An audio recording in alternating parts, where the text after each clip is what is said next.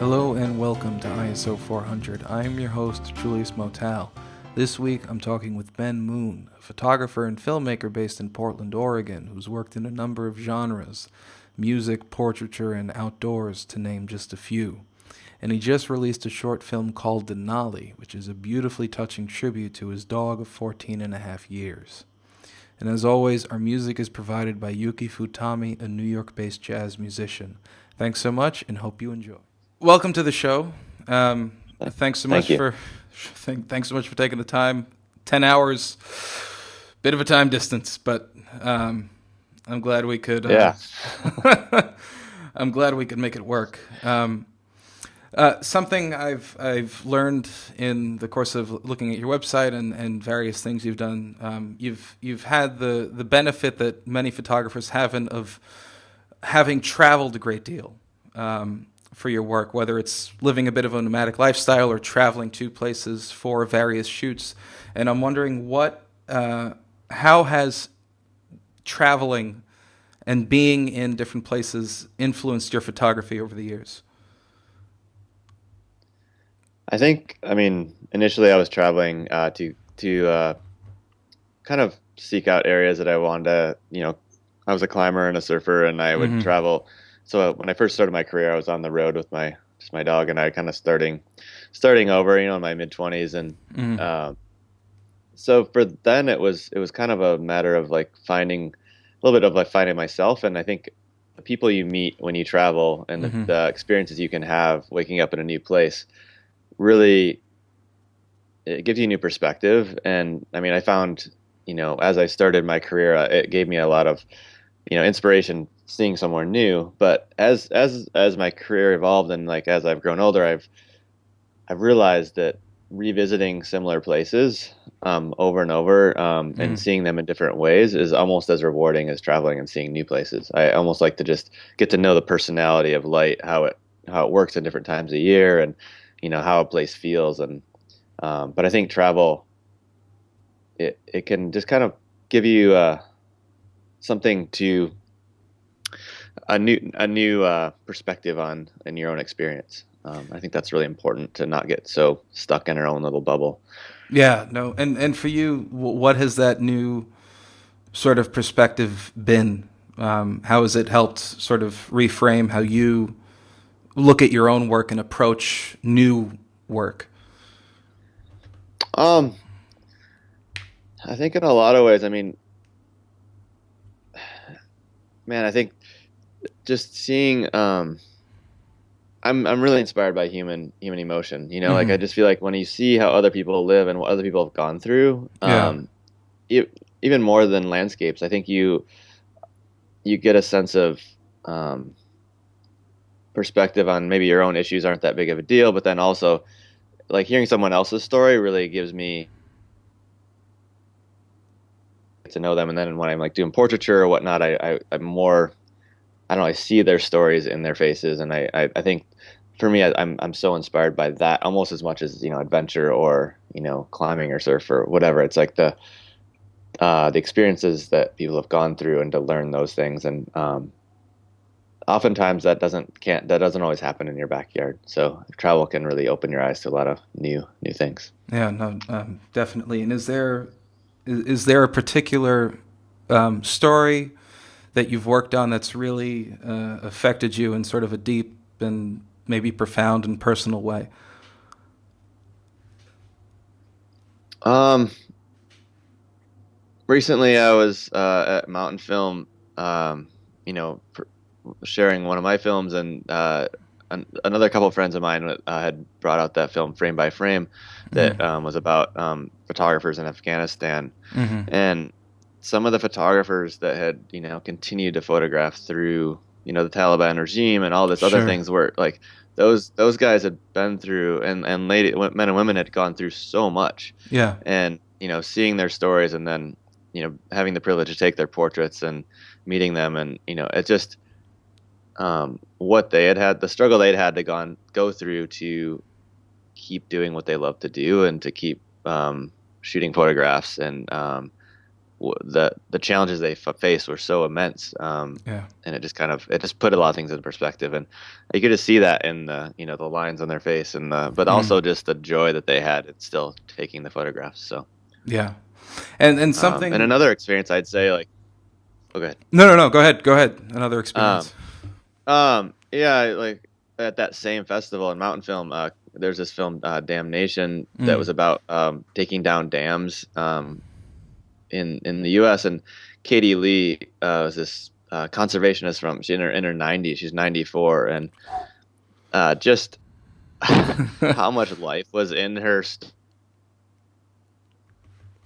people, and just so active and so passionate about what she did. And Hmm. so photographing someone who's in their 90s that is still just as vibrant and like that to me. So I guess, as you can see, I get a lot of inspiration from portraiture and just like meeting people. It's like that's what keeps me going in this craft, I think, is just the people I get to meet along the way. Right, definitely. And something I've noticed about your portraiture too, outside of the other work I could see on your website, is that there's a fairly consistent style, and it's all in black and white. And I'm wondering how, and people, if, with a couple of exceptions, looking straight into the camera, and there's a gravity to their expression that you're able to, I think, bring out. And I'm wondering how did you develop your approach to portraiture, and how did you find this style that worked for you? When I first moved to Portland, I lived in an apartment that uh, my apartment had there's a big building next to it that had a really bright wall, and every afternoon the light would reflect in this really diffused manner through into the Mm. kitchen. And I just had this spot where I started calling it my kitchen portrait series, and I ended up actually shooting a few album covers there Hmm. for friends. Some are pretty, um, bigger artists, and like over time I started shooting photographs in that same spot, and then I realized that I could find that same quality of natural diffused light Hmm.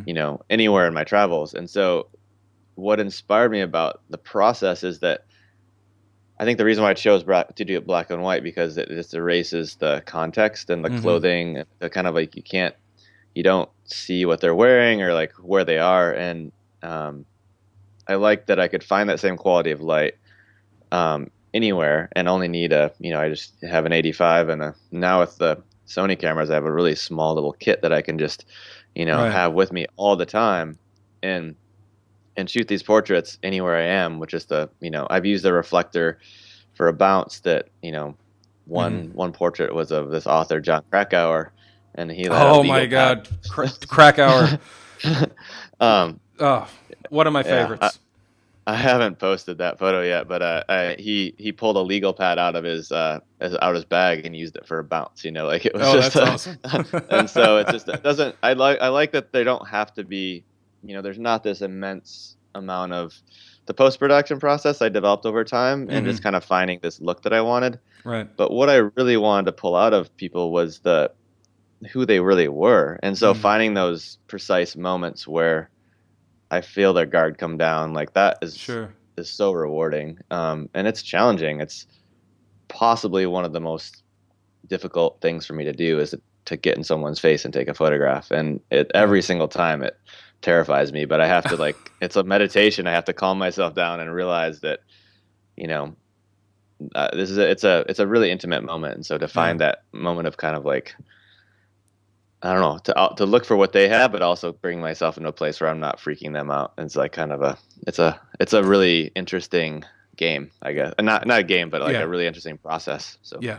And how do you, so with any given person you're taking their portrait, how much time do you have? How do you build a rapport with these people to find those moments? oh man, um, there's been moments where I literally have had 5 minutes, Mm. and I just see this opportunity, and I have, usually I've met someone in the past, and Sure. I prefer to not just like do it out of the blue. Um, Sure. but there are times when I just see an opportunity to where I have to just like say, "Hey, I've got this series." I show them a couple photos, and we just go to work. But usually, I like to kind of get to know somebody and like Hmm. you know be comfortable with them first as a person, and before I get in their face with the camera. That's more my style in general. Mm-hmm. But yeah, sometimes I've had a 2 or 3 minutes, and sometimes I've had 2 hours, and so it just depends on the situation. And I have had it take 2 hours with a few people, where it was just like, just somebody who just literally was. There's a few people who are very terrified of having a camera in their face, even though they are some sort of public figures. They just really just like this. I mean, it's a look of terror. Yeah. so, and so and how do you kind of help them get past that? Because for a lot of people getting into portrait photography, the biggest hurdle. I mean, the technical choices can be fairly simple, but the emotional choices can often be the hardest in building that connection. So when you find that it's not quite going the way you would like it to in order to get the photo, how do you sort of move it towards something that can work? I mean, I have a lot of little tricks that I like to use. Like, I mean, I think Mm-hmm. what I've realized with these portraits is it's a reflection of how someone's eyes show how someone is feeling Yeah. inside. It's such a reflection of where they're at. And um, it's usually a way of like getting them to like think about something, else, like Mm-hmm. something that like a pleasant memory or something that really, helps them go forget about where they are right then and like, tap into something that's, there's all the little tricks of closing their eyes and like taking a breath and stuff like that. But I Sure. think for me, ask someone to think about, something they're really excited about, a good memory. And it's like, it's so fun to see the light go on in their eyes. And like, that to me is, and obviously professional models can turn that on in a second, but someone Sure. who isn't that way, it's really tricky. So, Yeah. And you had mentioned before some of the, as far as like gear choices go, now that you have these Sony cameras, you're able to maintain a small kit. And I'm curious with the climbing photography that you do when you're up on a cliff or a mountainside and you're looking down and you're taking the photo. What are some of the technical considerations that are different for you? I mean, the people who are climbing and not taking photos are focused on the climbing, but you're also climbing plus having to think about, the next photo you're going to take. So I'm curious, what's the process like for climbing and photography? for climbing, I mean, obviously, I try to limit my lens choices. I'll usually ascend a rope. I'll have to set up a rope ahead of time. Right. By climbing the route or rappelling in, and I'm jumaring or ascending up the rope, and so I tend to like to get ahead of them, and then while they're close to the ground, or I'll use a telephoto and Mm-hmm. kind of compress the landscape, and so you can't really see the ground as much. And but then as they get closer, I might switch to a medium, so I like, and then then go wide angle when they're up super close, and a little bit like, okay, these are the angles that I can use. The sun's coming to here, so I can only shoot if I'm an open shade. I don't, I just kind of like have to pre-think about a lot of my shots, Mm-hmm. because you're switching lenses, 100 or 1,000 feet off the ground, and so you don't want Yes. to drop anything. um, so I have like my camera bag is really important. Then I used to use a lot of the courier style with like a flip over like Velcro, like the Mm-hmm. think tanks or whatever. But I found one of the think tank bags, like the Speed Freaks or whatever, they have a zipper down the center of the top flap, and so it just allows to have just this one. I can just like stuff my hand in and pull out a lens and push a lens back in and not worry about dropping it. And which not only is, you lose money, but if you drop a lens on someone climbing, from height, it can, injure or kill them. So it's a lot to think about, and it's a, Yeah. it's lens caps are one thing. I mean, I've dropped countless lens caps, but Sure. um, yeah, you kind of have to. A lot of people are like, "Why is your gear so beat up?" And it's like, well, when you're up hanging from a rock and climbers doing one thing, you can't say, "Hey, can you do that again?" Mm-hmm. If you need to switch lenses, you switch lenses, and if they're bumping into each other in the bag, and you scratch an element, oh well, you can replace the element. If the Sure. shot's worth it, it's worth it. And so I tend to. I'm an assistant's worst nightmare. My lenses never have caps on them on either end, and they're just like Right. flying. But at the same time, it's just about, if you're in that moment, like, it's worth getting the shot. But there are a lot. I would say the other thing to think about is, that's what's really nice with these like the mirrorless system that I'm using now, Mm-hmm. um, is that, a lot of my friends are like, how do you get used to the EVF, the electronic viewfinder? And when you're shooting climbing or something, when you're really, you're focusing on pushing yourself away from the wall, keeping yourself in the right position on the Yeah. rope, and shooting sometimes with one hand, to be able to see your exposure as you're shooting Yeah. and Oh, know I'm that it's sure. spot on, to be able to punch in and check focus and know you're spot on. Like all those things, like I could never do that with a normal, DSLR. Yeah. Um, so that's huge. And the fact that I can bring up way more gear than I could before, because the lenses are They're much like more compact, smaller. Yeah. and the bodies, so I could bring two bodies if I need to, and it doesn't bother me at all. So Right. And typically, when you're like bracing yourself and you're going to take the shot, typically, how much time do you have to take the shot before you have to continue up the side of the mountain? it depends on how quickly the climber's climbing, but it can be, you could only have a second or two, and so you have to really have everything ready to go and have your focus, preset. You have to know exactly what your shot is before and kind of predict what the climber's doing. And I feel like that's why, if I wasn't a climber, I don't think it would be very easy to, photograph climbing, because you have to like kind of put yourself in the shoes of, Mm-hmm. who's climbing. And I find, like everyone, if you shoot them multiple times, like one of my friends I've worked with for 14 years, Mm. on climbing, I start to know how he moves, and I know I can predict what he's doing, and you kind of can like get in a synergy with them, and really, magic can really happen then, because you're kind of not, missing things. You're actually kind of in tune with what's happening. And I find that with, filming, or shooting with a musician, you just, I don't know, you're really in sync with what's happening. So, just like visiting a place multiple Yeah. times, Yeah. I think working with a person over and over can be really rewarding too. So Yeah. And you shoot a variety of things. You do portraits, you do climbing, you've shot underwater, you've done music. I'm curious, and you also make films. And I'm curious, as you move from, say, one genre to the next, do you find that you have to reframe your mind at all as you go from thing to thing, or is there some consistency? Like, what's it like to go from, say, being underwater and photographing, a surfer, to being in the studio with a musician? yeah, I mean, there definitely are a lot of considerations. I mean, you have to, packing for me is like it's it definitely is something that I have to really think about. I need space to spread out and be like Sure. reset. And so it's like, there isn't a one size fits all kit. And, Hmm. and, yeah, for trips that I have to do multiple things like that, it definitely adds some complications. Because a lot of times I'm a one man show. Honestly, I don't. A lot of these things it's not practical to have assistance. Sure.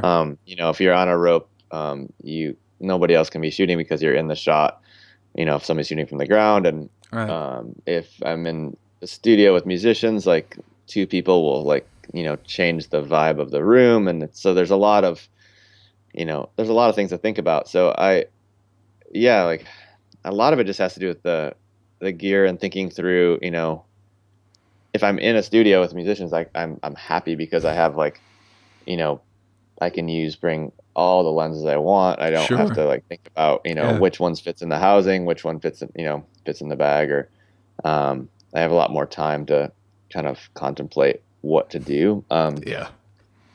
But then once they're recording, you have to make sure your lenses are on the ones you want, because you can't, if you ruin a take, Oh, I'm you're sure. not getting invited back. So And something I had read also is that you're largely a self-taught photographer. You took it up. You didn't have formal instruction. So I imagine that there's a lot of exploration, not just in figuring out how to work the camera, but also in visually developing a style and an eye and composition. And I'm wondering, when was the point in your career when you sort of felt comfortable saying I'm a photographer. If that was, if you had that from the get go, or if it was something that you eventually arrived at. I would say it took a solid decade. It was 10 Mm, years before I could really say, this is what I'm doing. I kind of felt like I was somehow getting away with something, and that I was the next year I wouldn't be working doing this. But I realized that, yeah, I think I've heard that from a few people that it takes just a takes like 3 to 5 years to develop any sense of style, mm, and then 10 years to kind of develop like a sense of like establishment, and like mm, and then 15 to 20 years, or a lifetime. The first 3 to 5 years I was just going through so much learning, and mm. then also there's the business side of things, and learning how to work with clients, and Sure.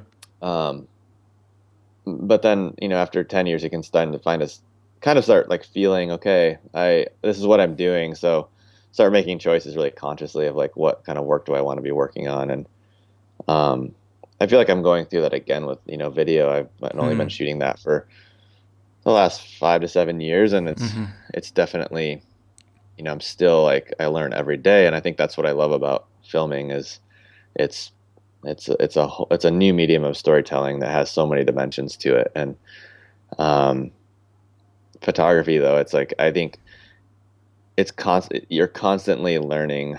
That's why I think that's why I shoot so many different subjects, is I Mm-hmm. really, or genres, I really appreciate the process of like kind of scaring myself and having to figure it out.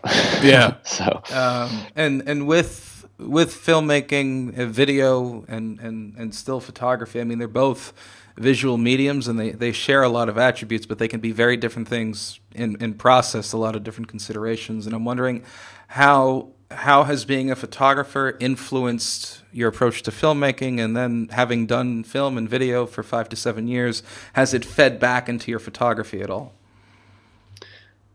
yeah, I mean, I think that there's so many similarities, but like I think with filmmaking is really hard because you have to, in a lot of ways, because it's one of the most complex mediums, because Yeah. you're combining photography, you're combining, you know, obviously moving images, you're combining music and in sound design, and um, there's so much all has to come together to really Mm-hmm. truly make something work. And it Yeah. doesn't, you have to have the story has to be there and carry through the whole thing. And so, yeah, it's it's so challenging. But then I think working in film, uh, you're so observant of a scene while you're filming it, like Mm-hmm. every moment. I kind of can pick out a still photograph while I usually frame like I photograph in Mm-hmm. my composition,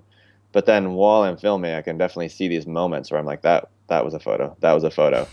And with photography, like it's you have to tell a story in one frame. So I think that the challenge of that is like immensely gratifying as well. Yeah. And oftentimes, like, I mean, to truly do film well, you need a team, Mm. of collaborators. And I've tried to do it all myself before, and it definitely doesn't, it's much better and much more rewarding, the final product, if you can collaborate and like bring in other perspectives, and finding those you can trust and collaborate with is really important. And recently with that Denali film about my dog and I, like Mm. that was collaborating with two people, two filmmakers, and we all have our own production companies, but we Sure. all work together. Skip Armstrong was part of Wazi. He lives here in Oregon. He's a DP on that, and I brought him on because I knew he would be able to capture the moments that, the magic moments that it was about me, so I couldn't be behind the camera, and I couldn't, Sure. and it was too personal. I knew my dog was on his, on his last days, and so it was Yeah. there was a lot of emotion and complexity in there, and having someone I truly trusted behind the camera was super Mm. important. And the others that helped me on that set, on that location. And then, when it came to, like, we tried many edits, and a Yeah. lot of things had to get thrown away. Mm. and starting over. And then it finally realized for the edit, I needed someone that had all the sensibilities that could make it truly what I wanted. And my friend Ben Knight of Felt Soul, he was, um, I finally convinced him that he was the perfect person for it. And I mean, it was, it took a lot of convincing because it was Yeah. something that way out of his comfort zone as far as what he wanted to tackle, but Hmm. it definitely wasn't easy, but I think Yeah. the lesson in all that was that collaboration and finding people you trust and that all have a shared vision is like, it is what it shows in the final product, I guess. Yeah. No. And if I could say just for a moment that Denali is like a truly masterful and deeply powerful film. I mean, it had me all choked up throughout, and truly, I mean, it is something to behold. And if you could just, for those who are watching and may not be familiar with the film, if you could just say a bit about what it's about and what that process was like putting it together. Um, yeah, about a year and a half ago, I guess, yeah, yeah, a year and a half ago exactly. Mm-hmm. I'd had a dog for 14 and a half years. He Mm. started, I adopted him before I was a photographer even. I had a little point and shoot Yashica T4, that Mm. was my only camera. Um, and so he literally saw me through my, early mid 20s all the way till I was almost 40. And, Right. um, so just a real poignant chapter of my life and Mm-hmm. expanding, my career and just like growing up and being a man, so to speak. Sure. Um, and so when he was getting close to the end of his days, there was this feeling of, I was definitely like, wow, this is going to be a next chapter. And Yeah. my friend, a friend who, I collaborate with a lot on music videos and other short films, he recognized that and he ended up being the DP on this project. And Mm-hmm. he said, hey, let's make this film about you and Denali. And so I just took him to all like my favorite, climbing areas that I've been going to, the Smith Mm-hmm. Rock here in Oregon. It's like I've been going there for 15 years with him.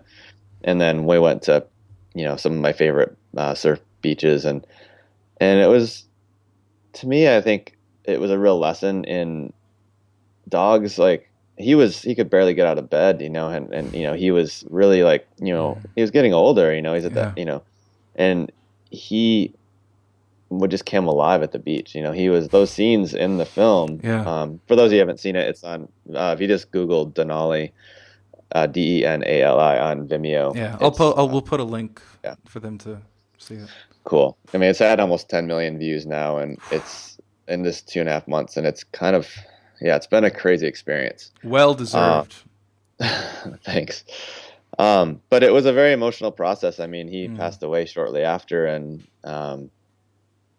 the funny thing about it is, I think it just taught me a lot about um, when dogs are, when they're getting older and like it just you have to. I had to slow down. I wasn't traveling as much because I didn't want to leave him. And Sure. um, right before he passed, I'd said, "Hey, man, it's like it's cool when you go. Like you've seen me through so much. Like it's Yeah. okay." And then when Skip suggested we do this film, I had another talk. I was like, "Hey, I know it said it was a month. Like this, it would mean a lot to me, and just so we could finish this." And almost to the hour, like he stuck around, and that again is just like how tuned in, you know.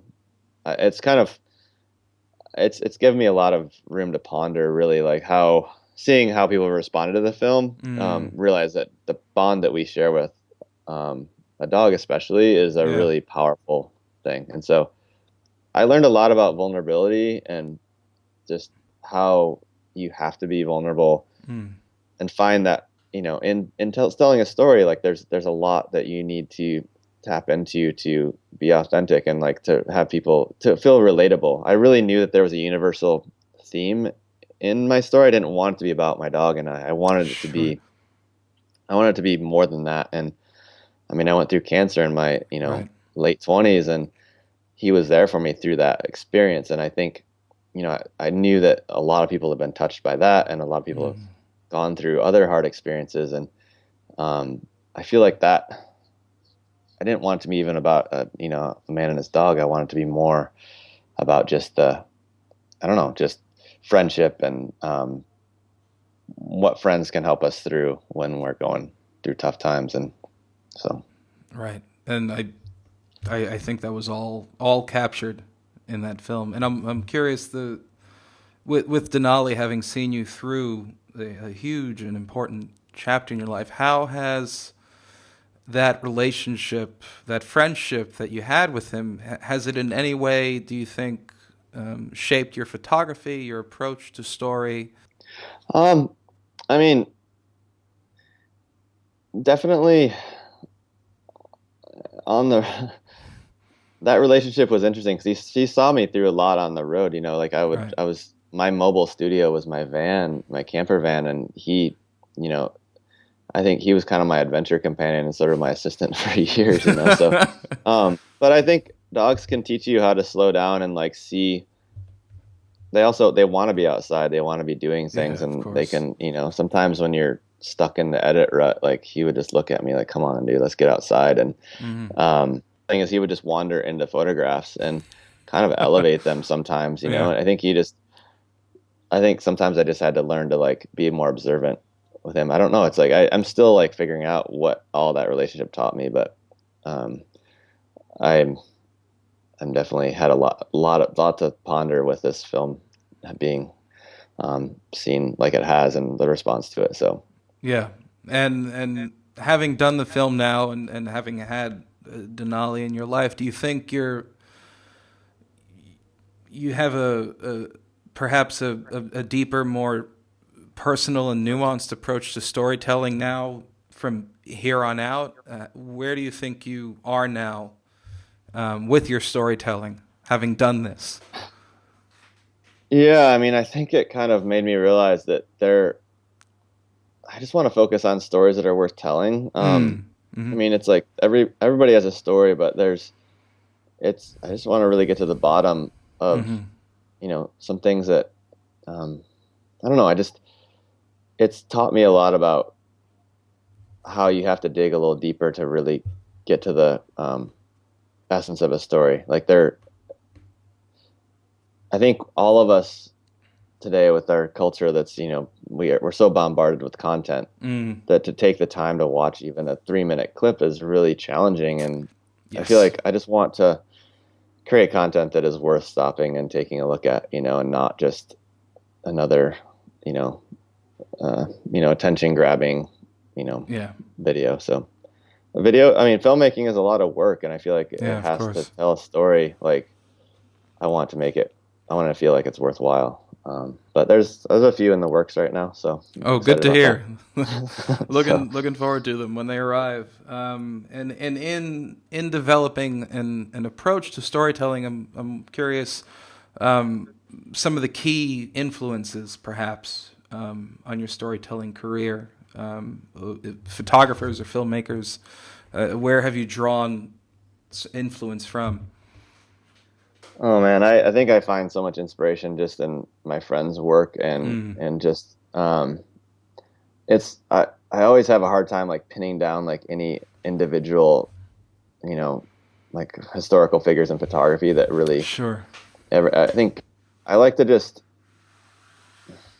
I feel like if something is good, it's like you feel it and you don't have to have someone else tell you it's good. And so I think it's just been all the people I've met along the way who have been really Hmm. inspiring. And um, I mean, the people that have also just the relationships that I've had, my Mm, entire career has been built on networking and, the hmm. relationships and, clients like Patagonia, a lot of my relationships have stemmed from you know, Sure.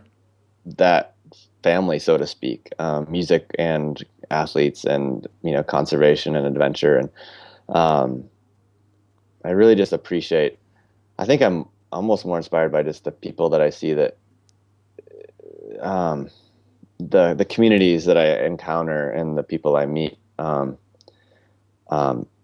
make me want to like document them and see them in a different way. Mm. Um, and so, yeah, it's I have a really hard time just pinning down like, oh, here's my inspirations, because I No, think sure. it comes from everywhere in a lot of ways. I mean, and a lot of it's just my community, and it can be, it's some of my biggest inspirations are my musician friends that Hmm. love watching their creative process. And um, my friend Israel, who's the frontman for Blind Pilot Hmm. band here in Oregon, there like he stays with me a lot here in Portland while he's writing and recording, and I just love talking to him about the process. Mm. I love talking to him about the process and how songwriting comes to him, and like, because creative inspiration, I think it comes from so many. Yeah. It's just it's a really intangible thing, and so I think talking to others who have to pull that out of thin air and like think of how to make it happen it, that inspires my storytelling, but it also inspires like how I see, when you're Mm. looking at a scene or an image, and like how could I document this in a way that Right. would be true to what it is. So, Yeah. And with a career as long as you've had, I I guess that there are slumps, as with everything, moments where it may not be going the way you expect. They're just not happening. And I'm curious, if you've had slumps, how have you worked through them? And how have you adapted to them whenever they come along? oh man, yeah, there's definitely been slumps. I mean, I can, I think the two biggest slumps I had, one was creatively. Um, well, I think there's transitions and there's slumps, and that they can Sure. be similar, and I think that, transitioning from shooting film to digital was, a lot of learning process and like a Sure. lot of figuring that out. And that, the early images for that didn't feel that good. Um, and then when I went through cancer and when I was going through all the chemo and stuff that summer, I could not take a good photo to save my life. Mm-hmm. I would felt like I was more connected with my friends than ever, but Mm-hmm. I had no creative oomph. I was just flat. And so I think in those times, I mean, and then I don't know, like also when I tried to shoot stock photography for a while, Mm-hmm. it just completely pulled all the creativity out of me. I couldn't, I started seeing things as an image that would sell, to everyone. And I just realized that that wasn't the path for me. It didn't work, and it Right. kind of killed my eye. And so I felt like that was a creative slump. But more recently with the Denali film, that was a really hard process to like go Mm-hmm. through it. Um, a lot of people just, you just, with a short film, you're like, oh, that probably didn't take very long. And no, the production process didn't, but the Yeah. process to getting to the place where that felt right, especially when, it was super low budget. We didn't have a big budget behind that thing to keep it moving. And so Right.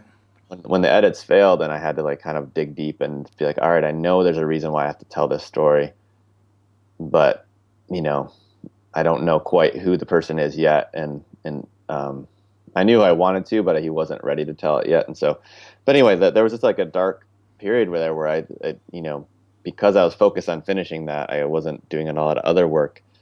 And I realized during those times, you just have to kind of, you know, be okay with setting down the camera and find things that like creatively fulfill you, whatever makes you happy individually, whether it's just taking time off of like trying to Mm. like shoot and make something amazing. And I think if you can find what is fulfilling personally, for me, it's like being in the ocean or being, getting on a trip that I can like be up in the mountains and be away from just kind of the noise of everything. And then Mountain Film or another festival like that, Mm-hmm. that has just like people from all over the world there that are, have really inspiring stories to tell.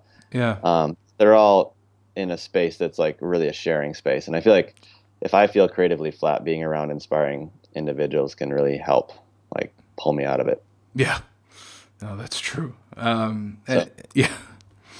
And if we can go back for a moment, you had said a short while ago that when you were going through cancer, you felt that you couldn't take a good photograph at all. And I'm wondering, after you you got past that, and in the months afterwards, like when, or however much time it was, when were you able to pick up a camera again, and really start, taking pictures? Like when did you, come back into it? Um, I think, I mean, the problem with a lot of, you know, quote unquote modern cancer treatment is it's poison, and it just like Mm, it really is poisoning you. So just physically and emotionally, it's really draining. And yeah. so I think, I mean, there are a few trips I took that I was able to capture things simply because I was in really beautiful places. I took a Hmm. break in the middle and went to Hawaii and Mexico, and Yeah. some of my clients helped me like give something to yourself, and I snapped a few photos there that like were Hmm. fine, but like I would say 90% of my images were just pretty flat. They just didn't have Sure. a lot of and so once that I would say once I was kind of detoxing from all the chemicals and everything, Hmm. that's when well, it wasn't only that I started shooting better photographs than I had during that time, but Hmm. my eye had changed. Like I didn't care about the things as much that I had before I'd gone through that Hmm. experience, and I found that really interesting. I gave a slideshow at a to cancer survivors at a hospital Hmm. um, shortly after that experience, and maybe a couple of years, and I said, "Hey, can you see the evolution of my work like before and after?" Yeah. And it was because I as I was standing there, I saw it. I was like, "Wow, this my images just look different," Yeah. Yeah. Yeah. and it wasn't just that I'd switched from film to digital. It was that Sure. I cared. There was a more of a human connection there, and I think Mm. that's when I started shooting portraiture, and like I realized how during that whole experience, I realized how much we're connected and how you need how much we need our friends and our relationships um, and I started just being way more interested in people's stories and Hmm. not just their athletic accomplishments. And I mean, I still love photographing a athlete at his peak performance, whether whatever he's doing. But it's just I think that's where the portraits all come from. I'm just really inspired by Yeah.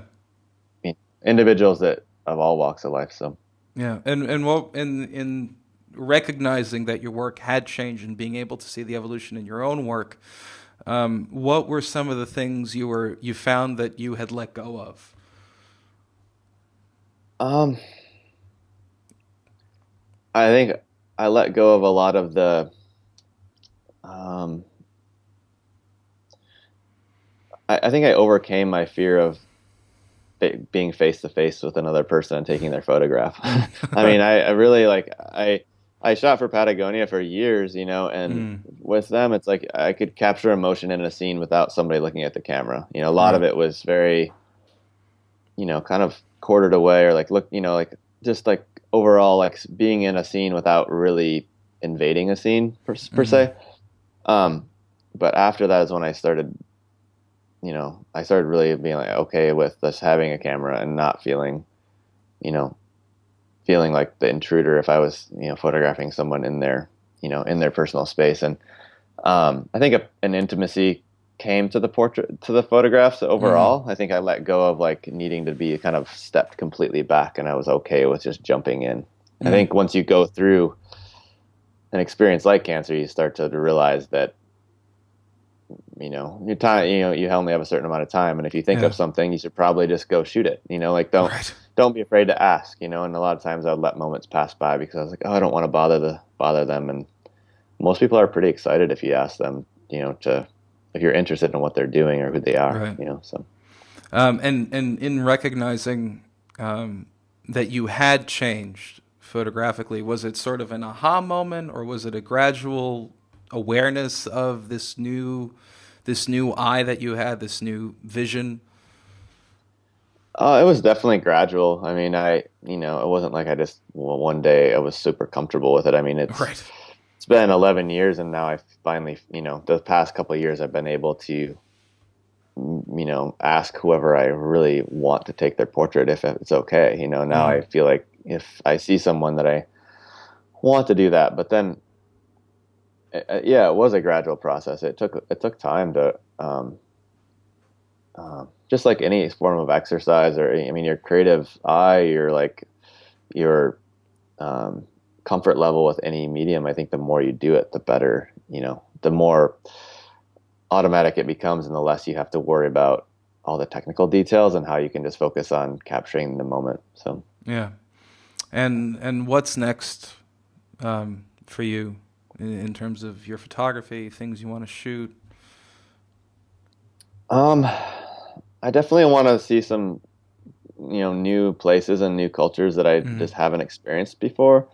Um, I have, I really would like to um, publish a book of my portraits in the next, Hmm. 5 years or so. I mean, that's something I've been working on, and so I think that's motivation to go meet a lot of interesting people. Yeah.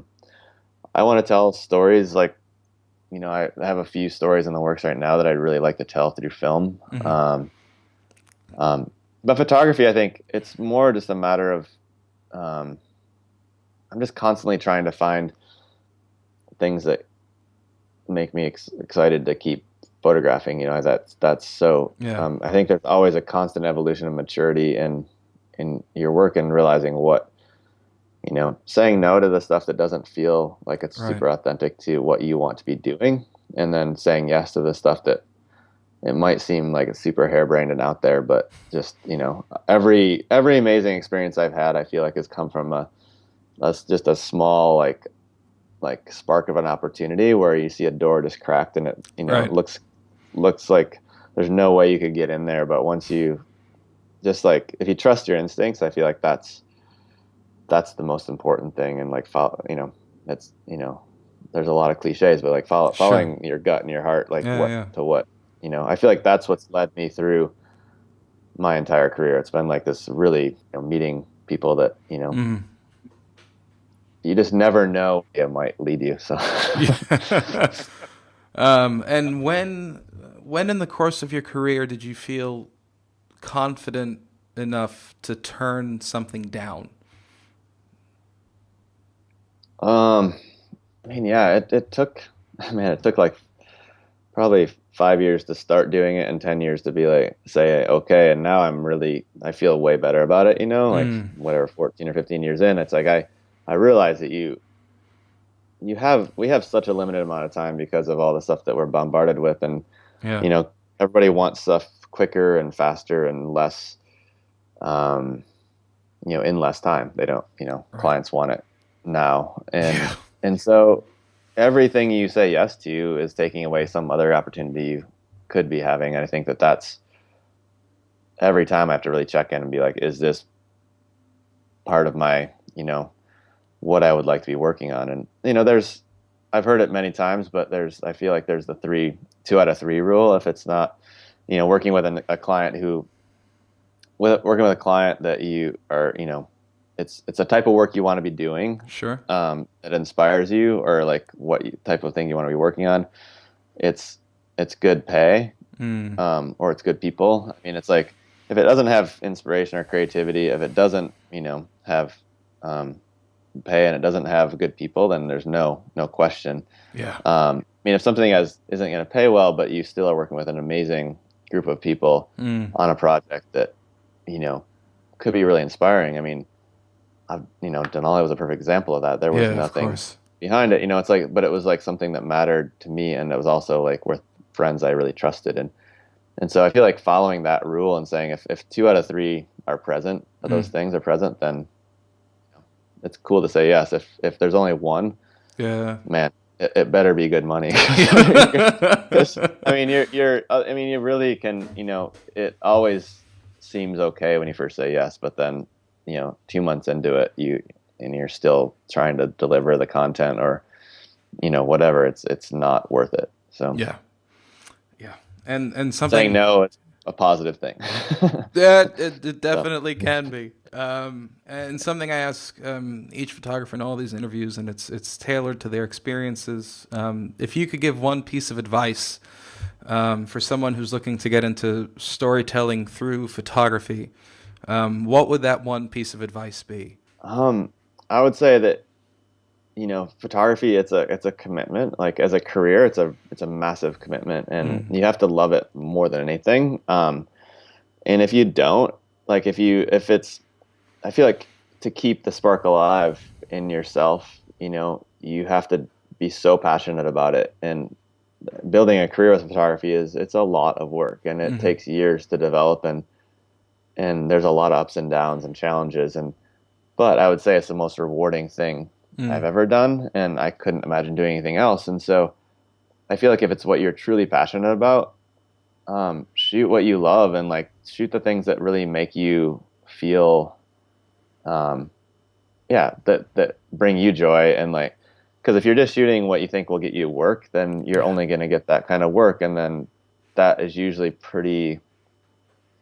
It's whatever's in vogue at that time, and then Hmm. next week it's going to be something different. So um, develop your style and shoot what you love, and that's um, the work will come. If you love it that much, people will recognize it. Yeah. Well, perfect. Thanks so much for taking the time to do this. I mean, you've done some tremendous work, and I wish you continued success. I really appreciate it. Thank you so much for having me.